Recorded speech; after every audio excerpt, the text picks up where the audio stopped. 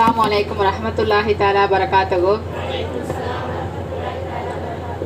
ونعمده ونصلي على رسوله الكريم أما بعد فقد قال الله تعالى في القرآن العليم وفي الفرقان المجيد أعوذ بالله من الشيطان الرجيم في فضل بسم الله الرحمن الرحيم.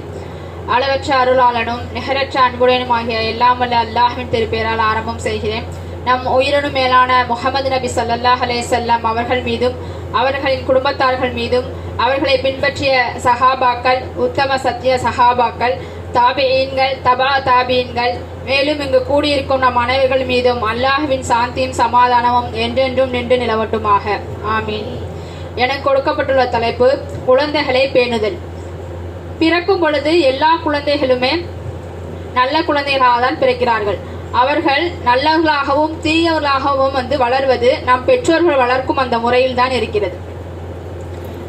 பெற்றோர்கள் உண்மையான முஸ்லிம்களாக இருந்தால் பிள்ளைகளும் அவர்களை போன்ற நல்ல ஒரு உண்மையான முஸ்லிம்களாக வளர்வார்கள்.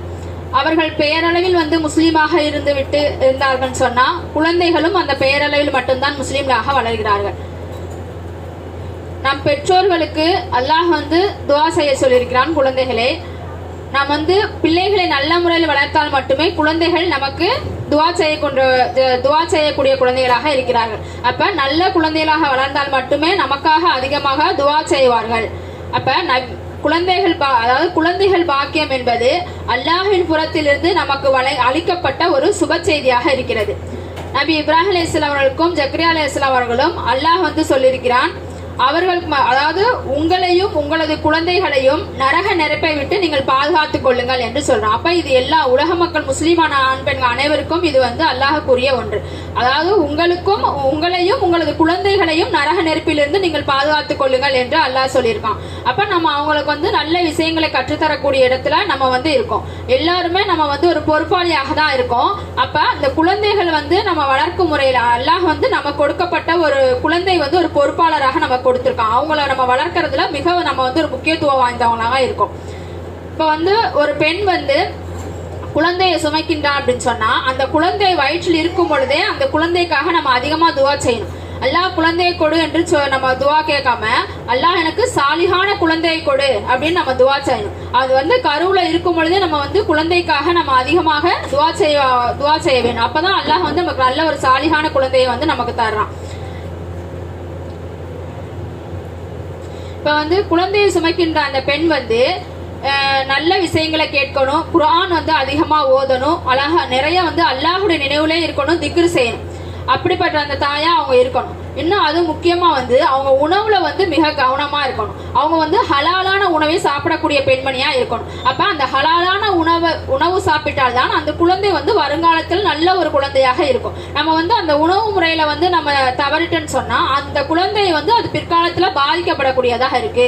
அப்ப நம்ம வயிற்றில் சுமந்துகின்ற அந்த குழந்தை பருவத்திலே நம்ம ரொம்ப ஒரு பேணுதலா அந்த குழந்தையை நம்ம வளர்க்கணும். இப்ப இமாம் புகாரி ரஹ்மத்துல்லாஹி அலைஹி அவர்களுடைய தாயார் அவங்க குழந்தையை வயிற்று இருக்கும் பொழுது ரொம்ப ஒரு பேணுதலாக வளர்த்திருக்காங்க. அவங்களுடைய சாப்பாட்டு முறையில ஹலாலான உணவை மட்டும் சாப்பிட்டு அவங்க பேணுதலா இருந்திருக்காங்க. அப்படி அவங்க குழந்தை அந்த பெற்றெடுத்த பொழுது அவங்க ஒரு கண் பார்வை இல்லாதவர்களாக பிறந்திருக்காங்க. கண் பார்வை இல்லாதாக பிறந்த பொழுது அவங்க ரொம்ப வருத்தத்தோடு கேட்கிறாங்க அல்லாட்ட, நான் இந்த குழந்தையை இந்த உலகிற்கு ஒரு ஒளி கொடுக்கும் அப்படின்னு சொல்லி நான் நினைச்சிருந்தேன். அல்லாஹ் எனக்கு குழந்தைய கண் பார்வை இல்லாத குழந்தையா கொடுத்துட்டான்னு சொல்லி ரொம்ப ஒரு கவலையோடு அல்லாஹ் இடத்துல துஆ செய்யறாங்க. அப்ப அவங்களுடைய கனவுல இப்ராஹிம் அலைஹிஸ்ஸலாம் அவர்கள் கூறுகிறார்கள், அவங்க அந்த கவலையோடு செய்த துஆன் காரணத்தால அவங்களுடைய கனவுல இப்ராஹிம் அலைஹிஸ்ஸலாம் அவர்கள் கூறுகிறார்கள், அல்லாஹ் உங்கள் குழந்தைக்கு கண்ணின் ஒளியையும் கல்வின் ஒளியையும் அல்லாஹ் கொடுத்து விட்டான் என்று அவங்க நற்செய்தி சொல்லியிருக்காங்க. பின்பு அவங்களுக்கு அல்லாஹ் தஆலாவின் உதவியால அவங்களுக்கு கண் பார்வையும் கிடைக்கப்பட்டிருக்கு. புகாரி இமாம் ரஹ்மத்துல்லாஹி அவர்களுடைய தாயார் அவங்க குழந்தையை எப்பொழுது பால் ஊட்டினாலும் அவங்க ஒழு செய்யாமல் அவங்க பிஸ்மில்லா சொல்லாமல் எப்பொழுதுமே குடைத்ததில்லை, பால் ஊட்டியதே கிடையாது. ஆனால் இப்போ உள்ள தாய்மார்கள் அந்த பால் ஊட்டுவதற்கு கூட அவங்களுடைய ரொம்ப ஒரு வருத்தமா இருக்கு அவங்களுக்கு.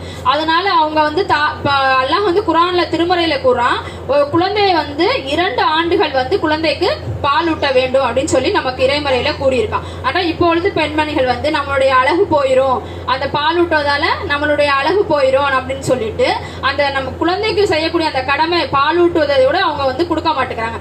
அந்த பால் ஊட்டுவதால அவங்க வந்து பிற்காலத்து எதிர்ப்பு சக்தி அவங்களுக்கு அதிகமா கிடைக்குது. அதனால அதை கூட அவங்க எதிர்பார்க்காம நம்மளுடைய உடலுடைய அழகு போயிரும் அப்படின்னு சொல்லிட்டு எதுவுமே அவங்க வந்து அந்த குழந்தைக்கு வந்து இயற்கை அல்லாஹ் கொடுத்த அந்த பால் ஊட்டக்கூடிய அந்த இயற்கையானதை விட்டுட்டு அவங்க செயற்கை முறையில மற்ற இதுங்களை தான் அவங்க வந்து கொடுக்குறாங்க. அப்ப தாய்ப்பாலுக்கு அவங்க வந்து முக்கியத்துவம் கொடுக்கறது இல்லை இப்ப உள்ள தாய்மார்கள். இன்னும் வந்து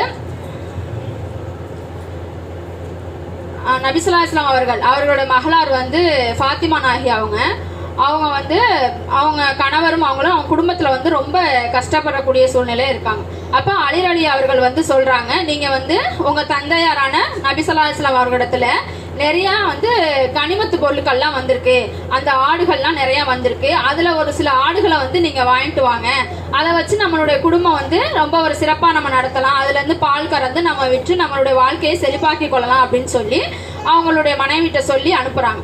அப்ப ஃபாத்திமா நாயகி அவங்க வந்து தந்தையார்கிட்ட போய் சொல்றாங்க, இந்த மாதிரி நாங்க வந்து ரொம்ப கஷ்டமா இருக்கு, உங்கள்கிட்ட வந்து கனிமத்து பொருட்களான ஆடுகள் நிறைய வந்திருக்கு, அதுல இருந்து சில ஆடுகளை வந்து எங்களுக்கு கொடுத்தீங்கன்னு சொன்னா நாங்க எங்களுடைய வாழ்க்கையை நாங்க செழிப்பாக்கிக்கிறோம் அப்படின்னு சொல்லி சொல்றாங்க.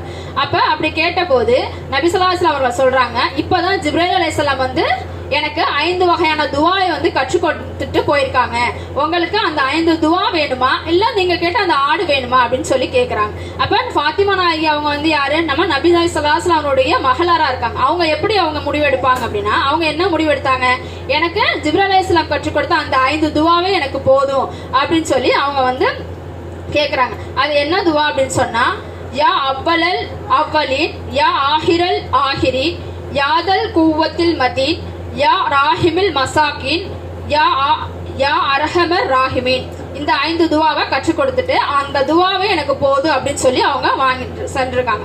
இப்ப வந்து நபி ஸல்லல்லாஹு அலைஹி வஸல்லம் அவங்க கேட்டு அவங்க ஆடை கொடுத்துருப்பாங்க. ஆனா இந்த துவாவை ஏன் கற்றுக் கொடுத்தாங்கன்னா அந்த விஷயத்தை அந்த விஷயத்துடைய கண்ணியத்தை அவங்க வந்து உணர வச்சிருக்காங்க.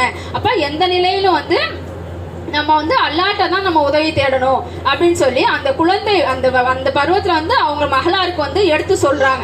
அப்ப நம்ம இதை வந்து நம்ம குழந்தைகளுக்கு மத்தியிலையும் நம்ம நல்ல இந்த மாதிரி அல்லாஹுடைய அந்த சின்ன வயசுல இருந்தே அல்லாஹுடைய சொற்களை வந்து அல்லாஹ் நம்ம எப்படி வணங்கணும், அல்லாஹுடைய அந்த அச்சை எப்படி நம்ம குழந்தைகளுக்கு வர வைக்கணும் அப்படிங்கறத இந்த பெற்றோர்கள் தான் அதுல முக்கிய பங்கு வகிக்கிறாங்க. அப்ப அல்லாஹ் ரசூலை பத்தி நம்ம வந்து குழந்தைகளுக்கு சிறு பருவத்திலேயே மார்க்க கல்வியின் மூலமாக நம்ம அதிகமா வந்து குழந்தைகளுக்கு நம்ம எடுத்து சொல்லிக்கிட்டோம்னு சொன்னா அந்த பிற்காலத்துல நமக்கு குழந்தைகள் வந்து ஒரு மிகச்சிறந்த ஒரு குழந்தைகளாக வளர நமக்கு ஆதாரமாக இருக்கு. மனிதன் வந்து இறந்த பிறகு எல்லா அமல்களுமே நின்றோம். மனிதன் செய்த அமல்கள் எல்லாம் அவன் மௌத்திற்கு பிறகு அவன் செய்த அப்புறம் அமல் வந்து எதுவுமே செய்ய முடியாது. 3 அமல்களை தவிர. என்னன்னு சொன்னா, ஃபர்ஸ்ட் நிலைத்து நிற்கும் தர்மம். ஒரு மனிதன் தர்மம் செஞ்சா அது அவன் மௌத்துக்கு பிறகு அந்த தர்மம் வந்து அவனுக்கு உதவி செய்யறதா இருக்கு. 2வது பயனுள்ள கல்வி. ஒரு மனிதன் மார்க்க கல்வியை கற்றுக்கொண்டு அதை பிறருக்கு எத்தி வைக்கிறான் இல்லையா, அந்த கல்வி அவன் மௌத்திற்கு பிறகும் அது வந்து பயனுள்ளதாக இருக்கு. 3வது தனக்காக துவா செய்யக்கூடிய குழந்தைகள்.